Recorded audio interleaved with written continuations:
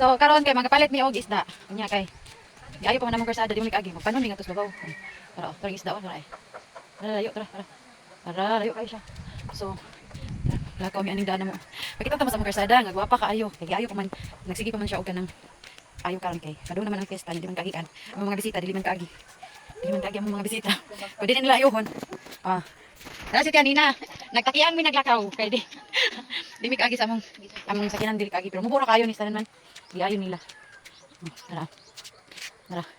Doon na lang kaayo. Na. Pero tingnan yung wagi ko tasan ako. Mana amo kan. Di hara taman din hara. Dora kaayo.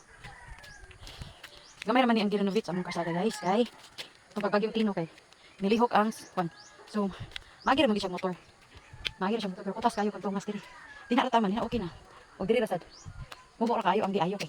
Mora man siya guba. Ang simento kay niliki bitaw. Pero ay ginoo ko. Perti ko tasa makakaon man tinon kag isda pero ikutasa na kag mayo. Bilis nga kasama tatong ilong. Sa kakapoy. Uy, Diyos ko Lord tabang marisip. Kakapoy blagaw. Kakapoy. Perti na gyud kapoy. Kapoy nagigaw. Si kanina oh. Mawahig na siya ron, ang yang mapalit ni isda. Ay ginoo ko Lord tabang. Kakapoy oh. Pero ang isda nga mo. Palitan. Unya oh. Ale! Ale! Ale! Napa sa ubos ah. Napa dito. Tanan. Balik ko sa isda. Pwede na maging butasa. Pwede na kabuya. Tara. Madaan naman diri. Madaan naman diri oh. Motor. Madaan naman yun siya. Wala pa mabot ang mayo guys. Magdala sila graba. Grabahan nila para.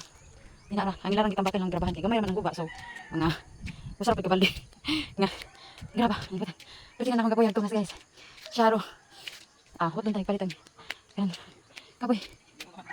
Pwede na kabuya. Nagkatawa ang driver. Sa isda kay. Nagkutasan na yun. Tara. Diba? Pwede. Makaon na tilon big isda no pero pwede na akong kabuya ito. Sige babay mo na ito kay. Nagkatawa ng driver.